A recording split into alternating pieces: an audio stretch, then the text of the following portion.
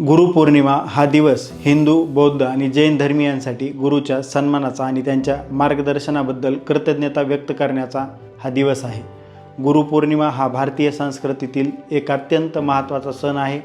हा दिवस आषाढी महिन्यातील पौर्णिमेला साजरा केला जातो. या दिवशी आपल्या गुरूंच्या शिक्षक, मार्गदर्शक किंवा आध्यात्मिक गुरु यांच्याप्रती कृतज्ञता व्यक्त केली जाते.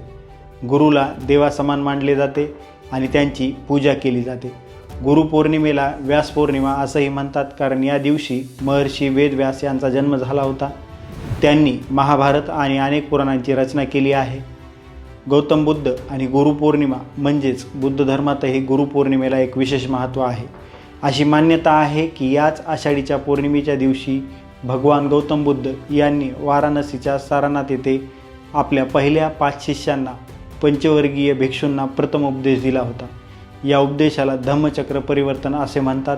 म्हणूनच बौद्ध धर्मीयांसाठी हा दिवस फक्त गुरूंच्या पूजनाचा नाही, तर बुद्धांच्या उपदेशाचा आणि बौद्ध संघाच्या स्थापनेचा दिवस देखील आहे.